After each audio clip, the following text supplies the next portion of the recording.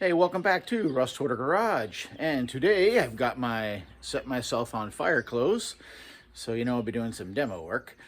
But yeah, so we're on the 51 Hudson, and just to review, this is going to get a 2003 5.3 4L60E, fuel injection obviously, Jaguar front suspension, and after looking over things yesterday, I'm probably gonna have to rewire the whole car. So this all has to be done within a few months. Can't work on the car every day. Got to work a real job and do things in life as well. But the goal is to get this out for, really like to have it out for October 1st. And it is the middle of May right now. So we'll see how it happens. Never touched a Hudson before in my life. It was interesting pulling the engine and transmission out. Some interesting ways they did things, but it's out. So let me show you what's next. So where I left off last video, I showed what I'm working with here, or what I will not be working with here. Everything in here is going to go away. Front cross member, steering, suspension, battery tray, engine mounts, all this stuff's going away. And frame rails, I'm going to rework. This is, as usual, you can see how the frame comes up and then splits open for where the spring pocket is and then comes back together. I'm going to be modifying that into straight rails, and I will be putting in a Jaguar front suspension. That rear cross member there that was for the transmission, I'm going to cut that out and make a bolt-in transmission, probably a lot further back when the time comes, but I'm not going to cut it out yet, because I'm going to use it as a point of reference for squaring up the Jag suspension. So, let me show you what that's going to be like. I thought I bought every Series 3 Jag there was in my area over the last couple of years for suspensions, but I actually found a couple more a couple weeks ago. So I cut up a couple more Jags, and I have a couple front suspension units sitting here. So one of these guys, probably the back one, because it looks like it's had some ball joints replaced and such. I'll probably just throw that one in, because this is going to be a quick build, or at least as quick as I can do it. So I'm not rebuilding this front suspension yet. After it's in the car, if needed, I can tear it down, but I think it's should work fine. That's out of a driver. So everything should work as it's supposed to work. But we'll see. All right, let's get started.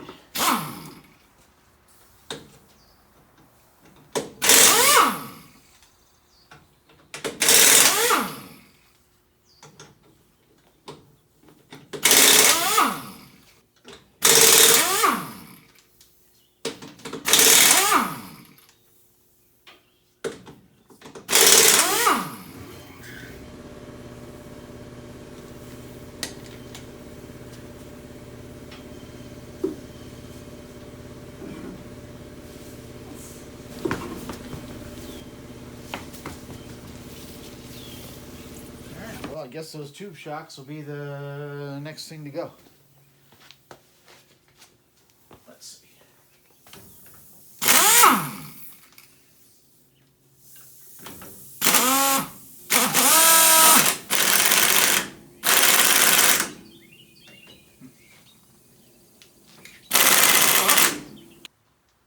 All right, next thing I'm going to do is remove these crazy steering section here. I think I'll take the tie rod ends off, get the cotter pins bent back, and get those out of there.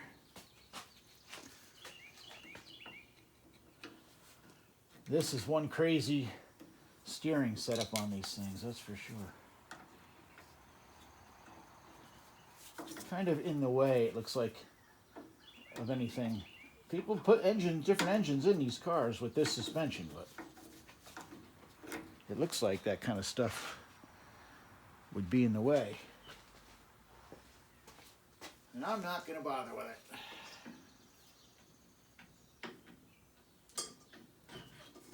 Put the Jag in. I'm used to using the Jag. Works good. looked at it, looking at the way this car is built, I didn't know if it would be a good idea maybe to just put a second gen Camaro crossmember front subframe in this thing. But I just know that would actually lead to more work, which I don't have time for, because at least doing the Jag, I don't have to touch the body. I can do all the work with the nose of the car on and throw it together like that.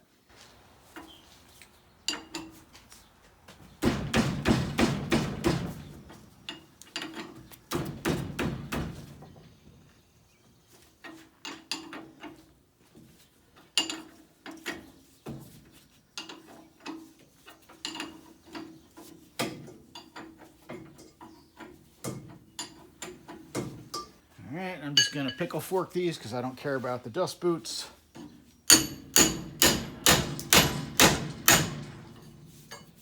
If somebody reuses that joint, they can put a new dust boot on it.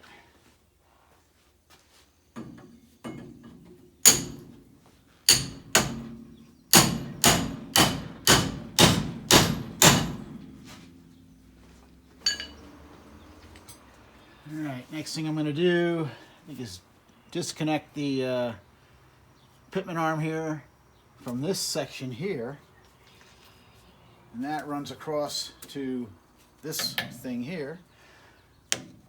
This guy here is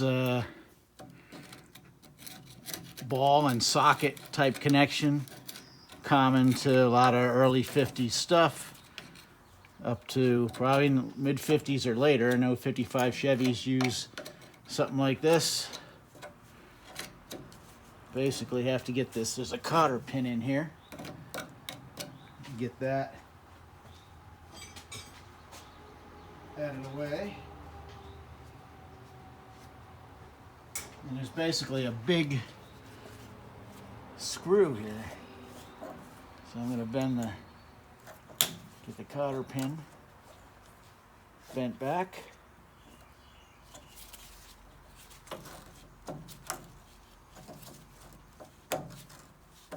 Pull the cotter pin out. Try this guy.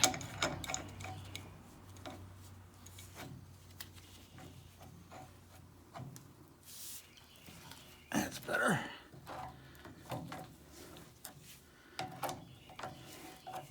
And there's going to be a spring behind this.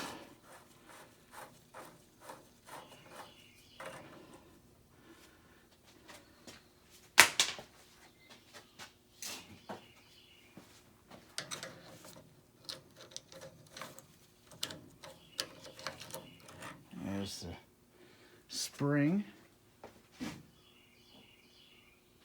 And then usually a spacer or something in here, keeping this thing together. It doesn't want to come out because it's full of grease. But you got to get it out. Let's see.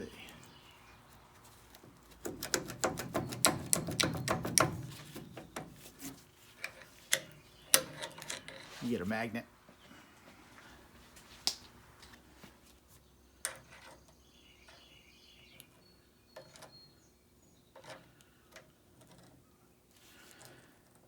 There it is.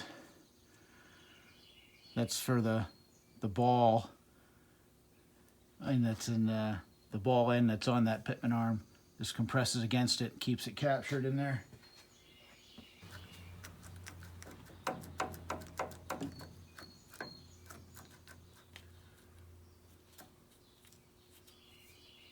I think there's a bolt on the top of that sleeve I have to take off. All right, I got the bolt out, or I got it loose anyway. Don't know why they did it like this, but they did.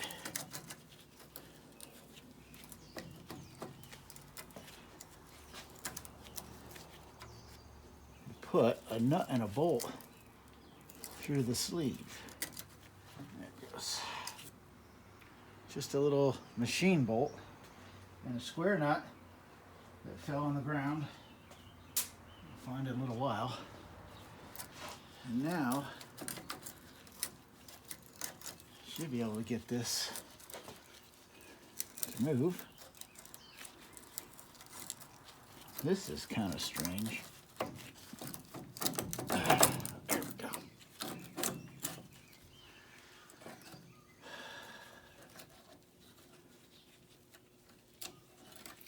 So, sleeve and a shim inside of it, all bolted together. And then you got a ball on the end of the pitman arm. It fits into the socket inside here.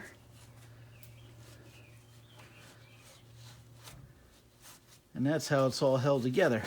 All right, next I'm going to take off this crazy center steering assembly here. All this stuff.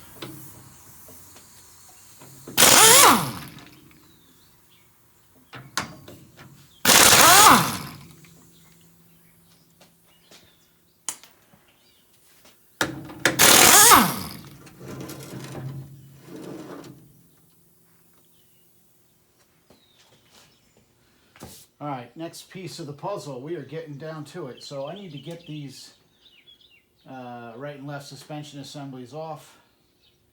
I don't want to sit here messing around with taking the coil springs out and all that. And I would cut them, but like I said, I'm going to try to sell all this front suspension stuff and brakes to somebody who might want them for spares. Try to keep the budget down a little bit if we can. So I'm going to take these off in this assembly. So what I'm going to do is lower the car down, and the lower control arms are bolted to the cross member through 4 bolts in the middle. I'm just going to spin those bolts out with the car on the ground. The coil spring is going to slam this arm on the ground. I'll put a piece of wood under it, so when it hits, it doesn't hit so hard. But that will take the pressure off of the suspension, and then can disconnect the top and take the whole thing off as an assembly. At least that's the plan. Okay, so I got a piece of wood under the control arm. I'm going to get these bolts out and not try to kill myself. So I'm going to put a wrench on the bottom and stay out of the way. And I'm going to try to get the harder, the more difficult ones to get out first, so I can stay clear when the last ones come out. So I'm going to go for this guy here.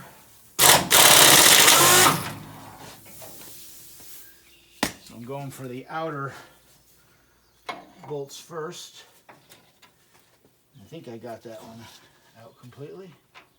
Yep. All right, there's that one. Now I got the one back here.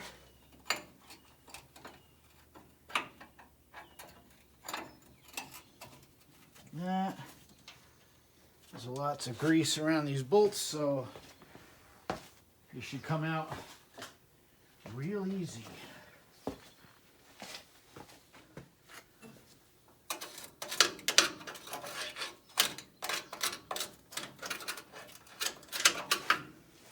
Okay. Get that one out of there.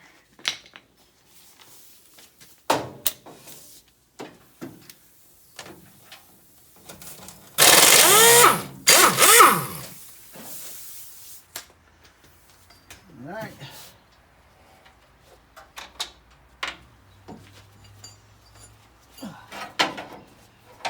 Two more to go.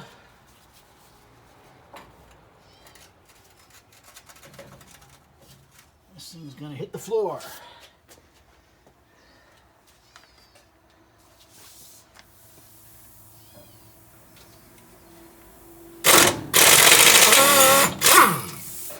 It's already starting to come down. I got one bolt left.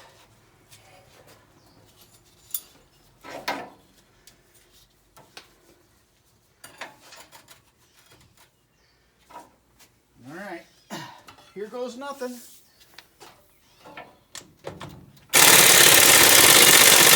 And the wrench fell off. All right.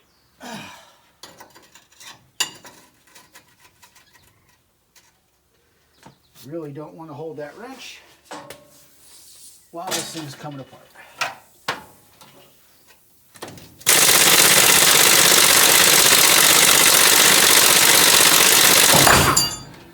There she goes. Just like that. All right, gonna do the same thing again on this side. I got my piece of wood under there. Get my wrench. Hey, look, a battery tray. Don't need that. And let's see here. Yeah, grease.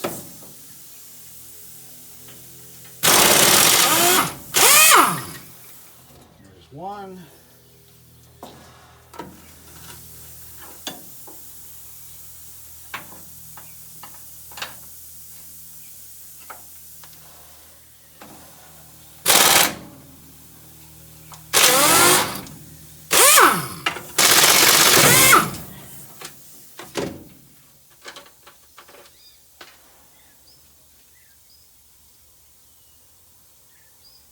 This one, the nut's off, but the bolt is jammed up. So I'm just going to raise the car and give that a smack. Let's see what happens here.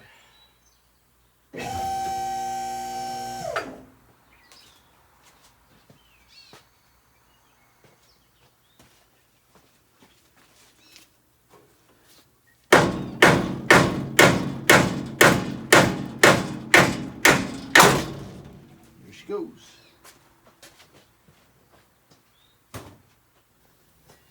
And you can see the front suspension spring pushed everything apart, so that's all good. I got to take the top of the shocks apart, get those out. The shocks out, disconnect the brake lines on each side, and then I can just unbolt the upper control arms, and I should be able to push the whole front suspension sections out of the car on each side. All right, just cut the tops of the shocks. There was no sense trying to unbolt that stuff. And cut the brake lines, took the clips off the hoses, so those are ready to go. So all that's left is the upper control arm mounts. Let's see if they spin out easily or if I got to put a wrench underneath. Well, that's good. Maybe they have studs, but I doubt it.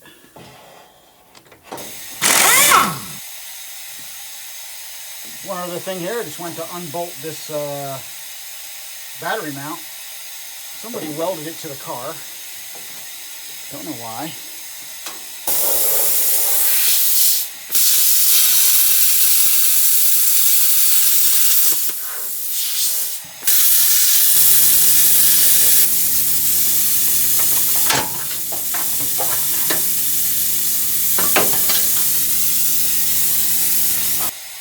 And while I'm here, I might as well blast the rivets off these engine mounts.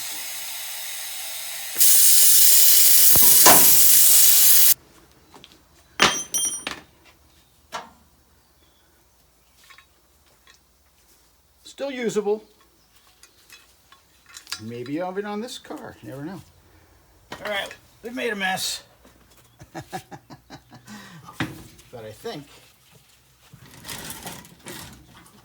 this is all ready to come out.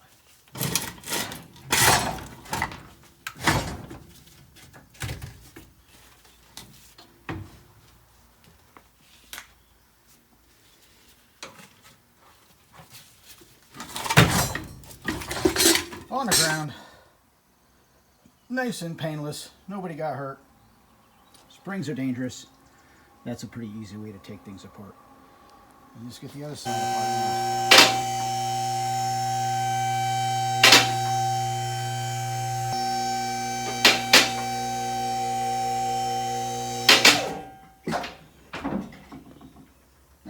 here's what we're left with. Pile of parts and junk to clean up.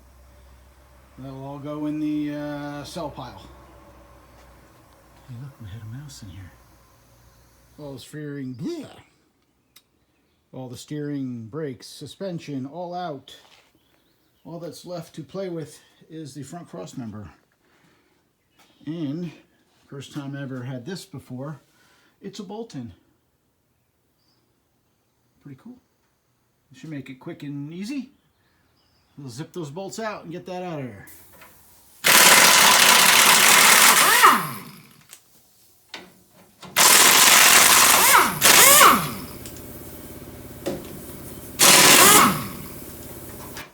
Yeah, there we go.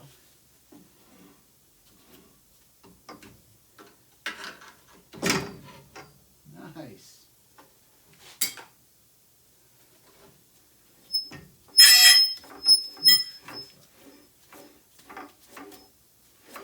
All right. That's got to be at least worth 20 cents in scrap. All right, so we're doing good. So we're moving right along here. No suspension left. Down to the frame rails. This cross member is going to go, but not until after the Jag is welded in for structural support. I don't even like taking this out, honestly, but I'll have another one obviously put in the back for the transmission. It'll be the same thing, but toward the rear. I'm not going to cut it out completely to start. I'll probably cut it at the sides in case I need to make a bolt-in spreader bar or something for extra support. I don't know. Probably overkill, not needed, but we'll see. But the next thing I've got to deal with is what looks like the firewall, but I'll try to zoom back. That whole section of the firewall and the front floors comes out of the car. This all comes out. It's all bolted in around the firewall and along the edges of the floor. One monstrous piece. You can see I have it coming up there. Issue I have is my seat is as far back as I think it'll go, and I can't get this thing out.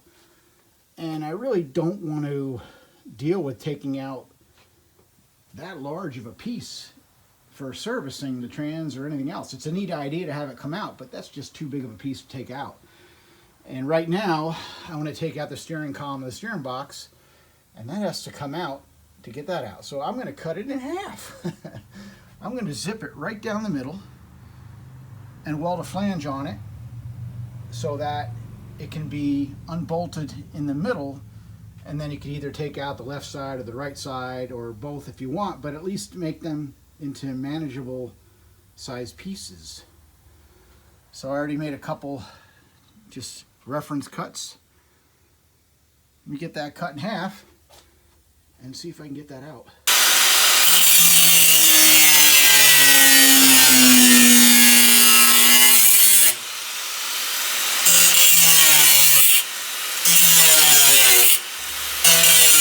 Out. You want easy access to the interior?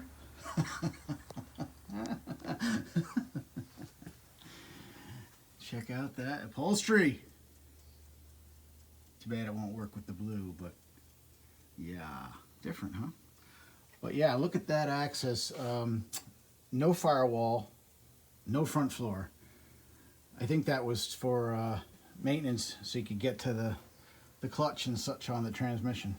But it's going to make my life very easy to get steering column out in the steering box, because it looks like it's just bolted up there, and there you can see more of the amazing wiring with Scotch locks, which I detest.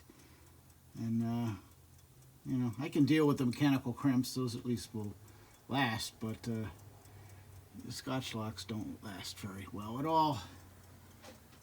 And yeah, pretty cool. So now that I have my access here, I'm going to pull the steering column out, and the steering wheel. Not sure if I'm going to keep that wheel. I'm not going to put it in the car. It's going to get a racing type steering wheel, since we are building a NASCAR type vehicle. So it's going to need a three-spoke steering wheel, probably with electrical tape on it. Isn't that what they used to use to cushion them? Yeah. All right, so this will be next. 3 bolts on the steering box to the frame. A couple bolts up there clamping it to the firewall, or not firewall, to the lower dash. Cut some wires that I don't care about now because I'm going to rewire this whole car. And that should be out. All right, last piece removed. Steering column, steering wheel, steering box, all out. Now I have a huge hole in the car, which will make it much easier to work with. All right, I think that's a good point to end this video. It's lunchtime, so I'll just say that's the end of day 2. That's enough work for today. Next things will be modifying these frame rails to get them straight for the Jaguar front suspension, and we'll keep moving forward. See you on the next one.